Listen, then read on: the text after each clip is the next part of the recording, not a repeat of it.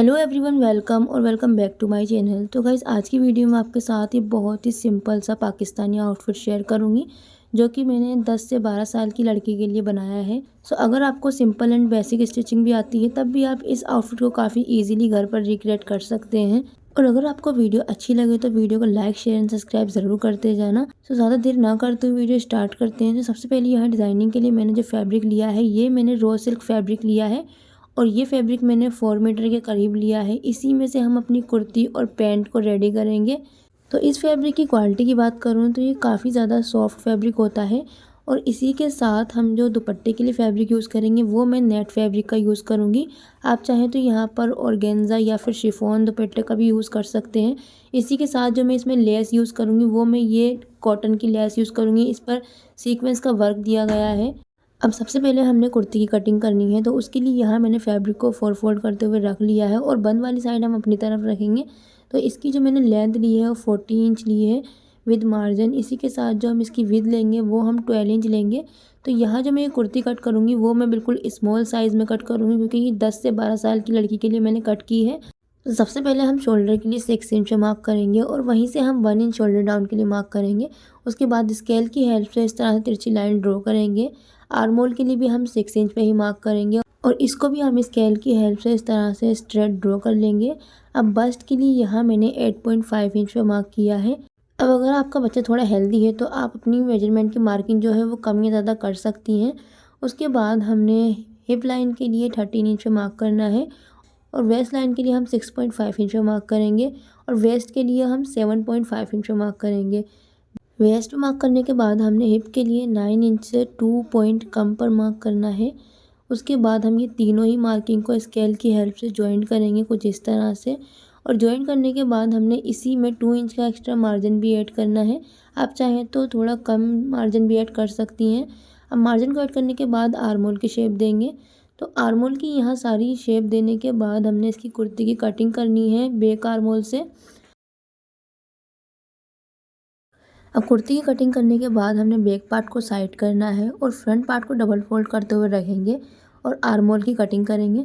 तो arm hole की cutting करने के बाद हमने फ्रंट पार्ट को ओपन करते हुए रखना है और जो इसकी सेंटर वाली लाइन थी उसको मैंने विजिबल किया है, जो अनविजिबल थी उसी के अकॉर्डिंग हम नेक लाइन बनाएंगे। तो सबसे पहले हमने यहाँ इंची टेप लिया है और जितनी हम नेक लाइन की लेंथ लेंगे डिज़ाइन की उस पर मार्क करेंगे। तो यहाँ मैं जो लेंथ लूँगी वो 13 इंच लूँगी। उसी के साथ मैंने ये लेस ली है। अब लेस को हम शोल्डर से 2 इंच का मार्जिन छोड़ते हुए रखेंगे और इस तरह से हमने लेंथ वाइज 13 इंच पर रखनी है और स्क्वायर शेप में ये पैटर्न बनाएंगे लेस से। फिर उसके बाद एक स्क्वायर शेप में पैटर्न बनाने के बाद इसी के अंदर से दोबारा से लेस को रखेंगे 1 इंच का गैप देते हुए। फिर एक और हमें स्क्वायर शेप में ये पैटर्न बनाना है लेस से ही और इन दोनों लेस को ही हमने स्टिच करना है कुर्ती के फ्रंट पार्ट में।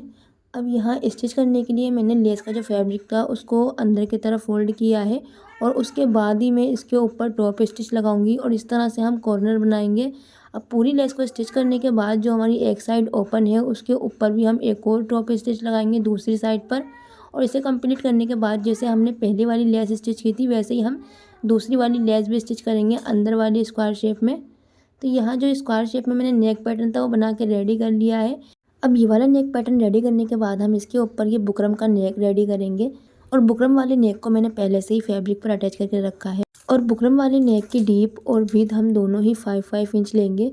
अब इसको हमने बिल्कुल सेंटर से मिलाते हुए रखना है फैब्रिक पर और इसको स्टिच करेंगे। तो स्टिच करने के बाद हमारा फ्रंट पार्ट है वो रेडी हो चुका है। इसी के साथ ही साथ मैंने बैक पार्ट के नेक को भी रेडी किया है। दोनों पार्ट को राइट साइड से मिलाते हुए रखेंगे, शोल्डर को स्टिच करेंगे, साथ ही साथ फिटिंग की सिलाई लगाएंगे। फिटिंग की सिलाई लगाने के बाद हमने इसके दामन को फोल्ड करते हुए स्टिच करना है और उसके बाद हम साथ ही साथ इसके चाक को भी फोल्ड करते हुए स्टिच कर लेंगे दोनों साइड के। तो पूरी कुर्ती को ओवरऑल स्टिच करने के बाद मैंने ये फिर से वही लेस ली है और इस लेस को हम आर्म होल से बिल्कुल लगाते हुए स्टिच करेंगे। उसके बाद हमने इसी लेस को टर्न करते हुए दामन पर स्टिच करना है। फिर इसी लेस को हमने दामन से टर्न करना है ऊपर वाली साइड पर यानी चाक वाली साइड पर और इसको आर्म होल तक लगाने के बाद स्टिच करेंगे। अब चारों साइड से लगाने के बाद हमने एक और लेस लेनी है और इसको हमने दामन के ऊपर एक बार और लेस लगाएंगे यानी डबल लेस आएगी हमारी। तो यहाँ मैंने जो सारी लेस थी वो लगाने के बाद कुछ इस तरह से कुर्ती हमारी नज़र आएगी। इसी के साथ मैंने ये स्लीव्स ली हैं और स्लीव्स की जो मैंने लेंथ ली है वो मैंने 18 इंच ली है विद मार्जिन। अब यहाँ हम स्लीव्स को ओपन करते हुए रखेंगे और स्लीव्स को रेडी करेंगे। तो स्लीव्स को ओपन करने के बाद मैंने फिर से वही लेस ली है जो कुर्ती में स्टिच की थी। तो सिंगल हम स्लीव्स में एक लेस स्टिच करेंगे। उसके बाद हमने इसी के ऊपर 1 इंच का गैप देते हुए एक और लेस स्टिच करनी है। इस तरह से हमारी स्लीव्स में 2 लेस आएंगी और लेस को स्टिच करने के बाद इसको फोल्ड करके स्टिच करेंगे। तो यहाँ मैंने दोनों ही जो स्लीव्स हैं उसको कम्प्लीटली रेडी करके रख लिया है।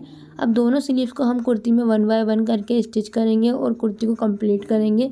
तो यहाँ कुर्ती को कंप्लीट करने के बाद ही हम इसके ट्राउज़र की कटिंग करेंगे। तो ट्राउज़र की जो कटिंग है वो मैंने सिंपली फैब्रिक को 4 फोल्ड करते हुए रख लिया है। फैब्रिक की बंद वाली साइड हम अपनी साइड पर रखेंगे और इसको बिल्कुल इक्वल करते हुए ही हमने रखना है। अब यहाँ मैंने लेंथ जो ली है ट्राउज़र की वो 39 इंच ली है विद मार्जिन इसी में, और जो इसकी विड्थ लेंगे वो हम 12 इंच लेंगे।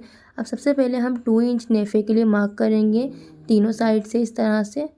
तो तीनों साइड से मार्क करने के बाद हमने स्केल की हेल्प से बिल्कुल स्ट्रेट लाइन ड्रॉ करनी है नेफे के लिए।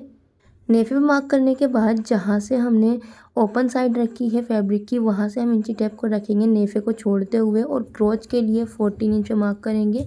अब दूसरी साइड से भी हम मार्क करेंगे क्रोच पॉइंट के लिए नेफे को छोड़ते हुए। अब इन दोनों पॉइंट को जॉइंट करेंगे स्केल की हेल्प से। इस तरह से जॉइंट करने के बाद अब हमने नेफे को छोड़ते हुए फिर से इंची टेप को रखना है और हमने लेंथ मेजर करनी है। तो यहाँ जो हमारी टोटल लेंथ आएगी वो 35 इंच आएगी। इसी में 2 इंच का हम एक्स्ट्रा मार्जिन ऐड कर लेंगे मोरी के लिए। ट्राउज़र की लेंथ मेजर करने के बाद हम इसकी विड्थ लेंगे। तो यहाँ जो हमारी टोटल विड्थ है वो 12 इंच है। 12 इंच के हाफ करेंगे तो 6 इंच आएगा। अब जहाँ हमने सेंटर में मार्क किया है वहीं से इंची टेप को रखेंगे एक साइड से और मोरी के लिए 4.5 इंच पे मार्क करेंगे। अब दूसरी साइड से भी सेम सेंटर से इंची टेप को रखेंगे और 4.5 इंच पे मार्क करेंगे। दोनों साइड से मोरी के लिए मार्क करने के बाद जो हमारी टोटल विड्थ आएगी मोरी की वो 9 इंच आएगी। अब यहाँ हमने ये कर्व शेप में स्केल लेना है और जो हमने मोरी के लिए मार्क किया था उससे मिलाते हुए हम स्केल को रखेंगे और ऊपर क्रोच पॉइंट से मिलाते हुए लाइन को ड्रॉ करेंगे। उसके बाद दूसरी साइड पर भी हमने स्केल को टर्न करना है और उसको भी ऐसे ही ड्रॉ कर लेंगे। अब यहाँ सारी मार्किंग करने के बाद ट्राउज़र की हमने कटिंग करनी है। जो जो हमने साइड से फैब्रिक एक्स्ट्रा निकल रहा है उसे ही कट करना है, ऊपर वाले फैब्रिक को हम बिल्कुल कट नहीं करेंगे। अब दोनों साइड से एक्स्ट्रा फैब्रिक कट करने के बाद जो हमने बंद साइड से फैब्रिक रखा था उसे ओपन करेंगे। ओपन करने के बाद हमने जहाँ से क्रोच पॉइंट के लिए मार्क किया था वहाँ से हमने हल्की सी गोलाई देनी है और जहाँ से हमने हल्की सी शेप दी है ये हमारी लेग की साइड में आएगा और जिसमें हमने शेप नहीं दी है वो हमारा क्रोच पॉइंट रहेगा। अब हमने ट्राउज़र के फैब्रिक को ओपन करते हुए रखना है। तो ओपन करने के बाद मैंने ये क्रोच पॉइंट के लिए लगाने के लिए म्यानी ली है, तो आप इसे अवॉइड भी कर सकते हैं। अब इसे हम दोनों पार्ट्स में स्टिच करेंगे बैक साइड से रखते हुए और सेम हमने दूसरे पार्ट में भी यही म्यानी लगाते हुए स्टिच करनी है। म्यानी को स्टिच करने के बाद जो हमारे ट्राउज़र की ओपन वाली साइड है उसको भी स्टिच करेंगे दोनों साइड से। स्टिच करने के बाद हमने नेफे को फोल्ड करते हुए स्टिच करना है। जो हमने 2 इंच के लिए मार्क किया था उतना ही नेफा फोल्ड करके स्टिच करेंगे। अब यहाँ मैंने पूरे ट्राउज़र को स्टिच कर लिया है। इसके बाद हमने मोरी को ओपन करते हुए रखना है और उसके बाद मैंने ये वही लेस ली है जो हमने कुर्ती में स्टिच की थी। दोनों मोरी पर सिंगल सिंगल लेस लगाएंगे और लेस को लगाने के बाद मोरी को फोल्ड करते हुए बीच से बंद कर लेंगे। उसी के साथ ही साथ मैंने ये इलास्टिक ली है और इसे भी हम नेफे में डाल के रेडी करेंगे। तो पूरे आउटफिट को कंप्लीट करने के बाद इसका लुक कुछ इस तरह से आया है एंड इसी के साथ मैंने इसका जो दुपट्टा है वो बिल्कुल सिंपल रखा है। जो हमने फैब्रिक का आउटफिट स्टिच किया है उसी में से मैंने फैब्रिक की पट्टी निकाल कर थोड़ी सी दुपट्टे पर लगाई है। सो अगर आपको यह आउटफिट अच्छा लगा हो तो वीडियो को लाइक शेयर सब्सक्राइब ज़रूर करते जाना। और अगर आपको एम्ब्रॉयडरी से रिलेटेड वीडियो देखनी है तो वो आपको मेरे दूसरे यूट्यूब चैनल पर मिल जाएगी जिसका लिंक मैं इस वीडियो के डिस्क्रिप्शन में मेंशन कर दूँगी।